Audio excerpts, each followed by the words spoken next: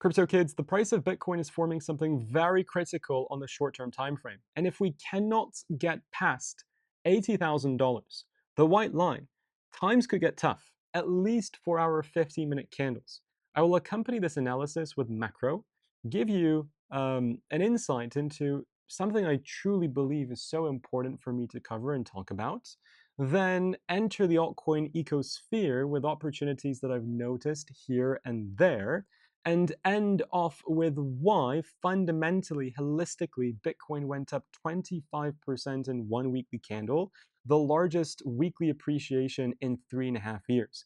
It dives deep into macro, economical, and foundational understandings of the financial system. So today will be a good video. I believe in it.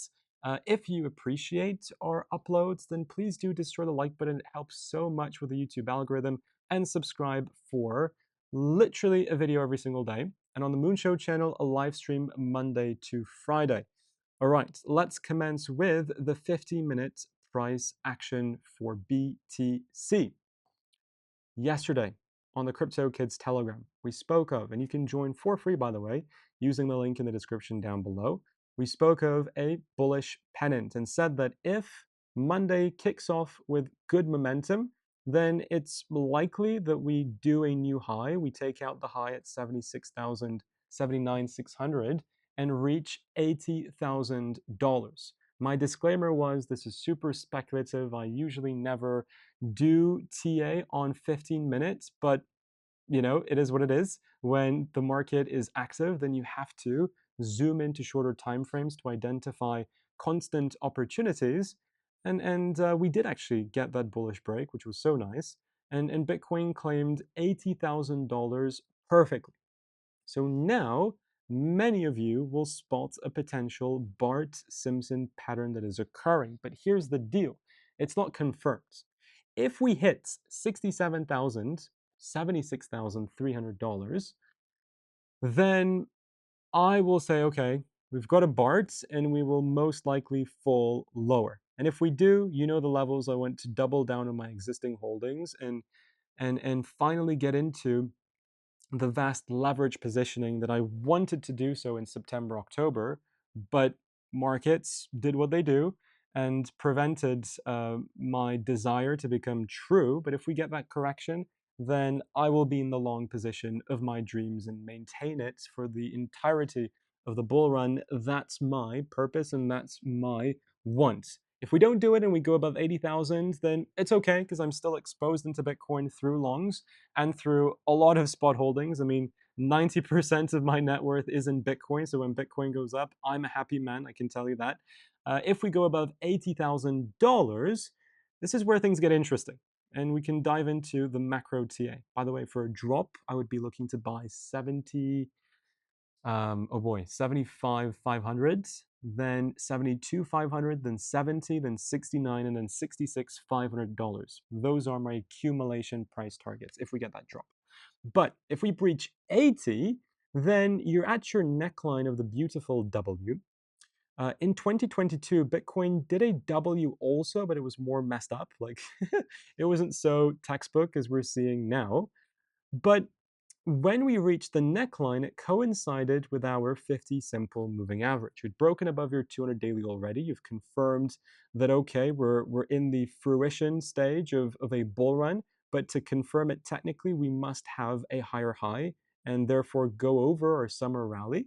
In this case, it was our May rally, right? If we take into account that perhaps this is the structure that Bitcoin wants to form, and we're at this point instead of this point, then sure, we can compare it as two W's in both different cycles. The necklines were at the 50 simple. You consolidated for many days from January all the way until March. You consolidated. You rejected from the 50 simple and the neckline, retested your 200 daily moving average with the collapse of SVB and dozens of regional banks, as far as I remember. You got a catastrophic banking sector news. You retested the 200 daily, and the rest became history.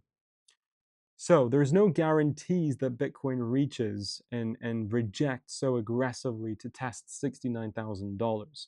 there isn't any sort of prophecy or law that states that has to happen 100%. If it does, great, because 69K is one of my accumulation targets. If it doesn't, and we just consolidate, or we don't, and we rally further, then 87 and a half will be the next point of high demand and interest for Bitcoin traders.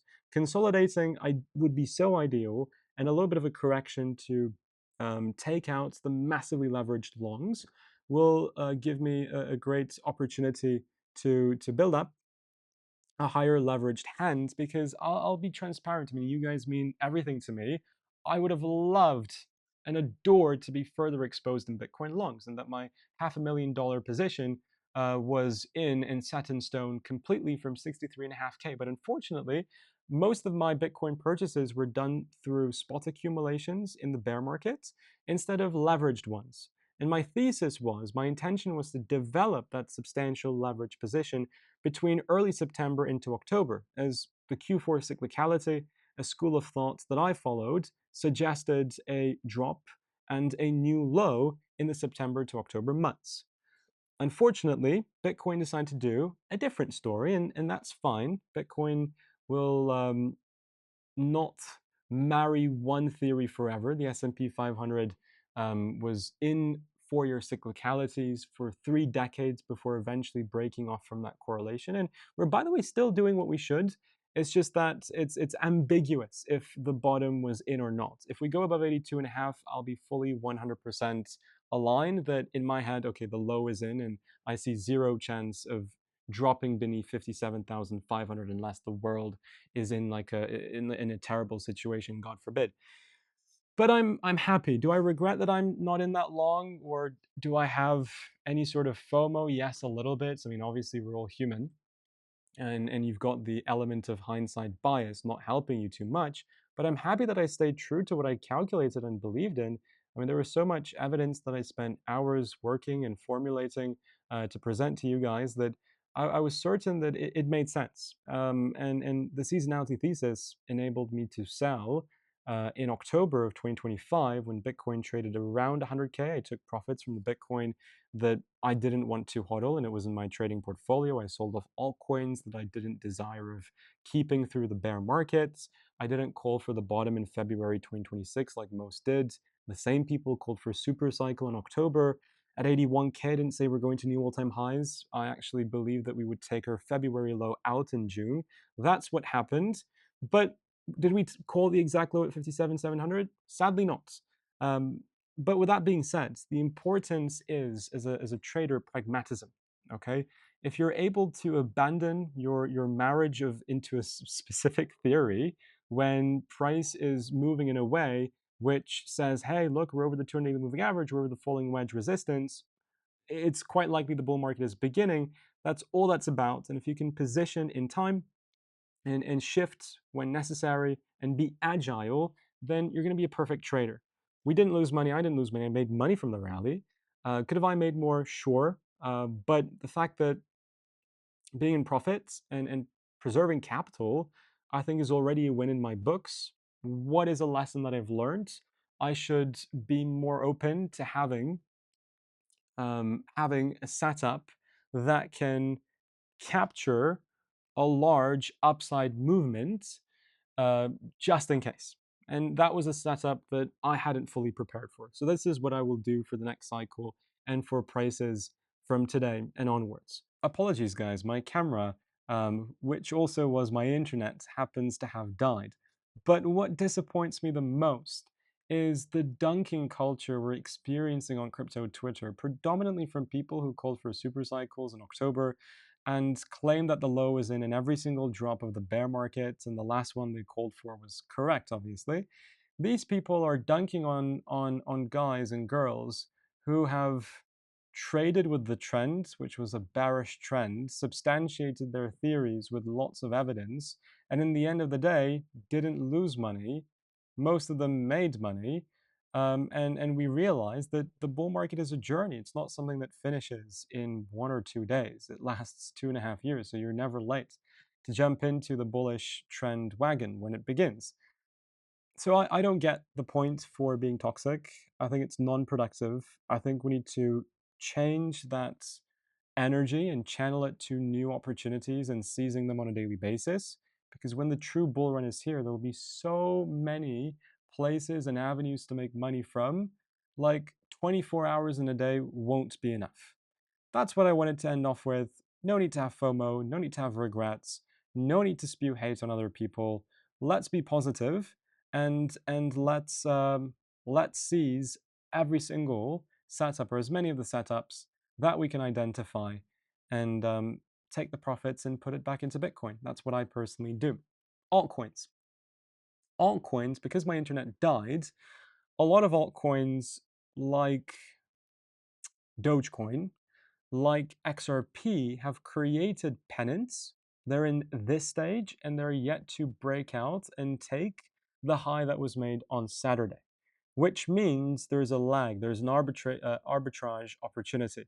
I can tell you that XRP has it, I can tell you that Dogecoin has it, but other altcoins I've identified them in, I'll share on the Crypto Kids Telegram before I go to bed when I'm reconnected to Wi Fi. I've taken trades with a very small stop loss, literally put my stop loss right below recent lows, and my take profit at the high created on Saturday for the respective altcoin. It's just a scalp trades. I've got it on Dogecoin. I want to put one on XRP before going to bed as well. So those are alts. May not work out. That's okay. I'll take the stop loss, but it's just a cool arbitraging opportunity that I think can potentially make sense. To end with a philosophical, deep macroeconomic um, summary.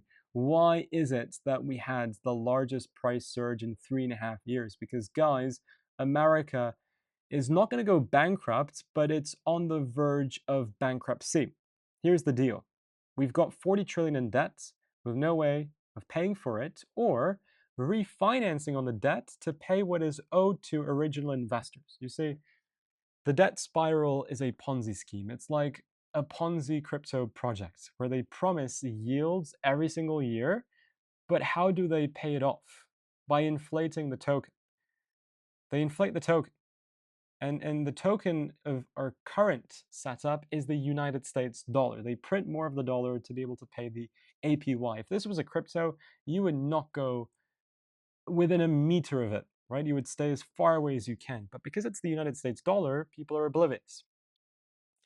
If the dollar is printed and devalued, so they create new money from thin air to artificially buy back their own debt. Imagine owing money to someone, pressing a button, you print the money and you pay off your debt with money that you've printed, but then through doing that, you've devalued the actual money itself. Like it's a crazy system.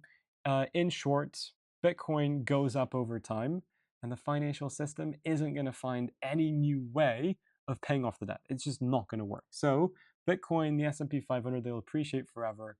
And this is why if you're young, if you can start investing today, you're not too late. If you've got a time horizon of 5 years, 10 years, 15 years, 20 years, I sincerely believe that you will be very successful. Thank you for watching, and I shall see you all tomorrow. Bye-bye.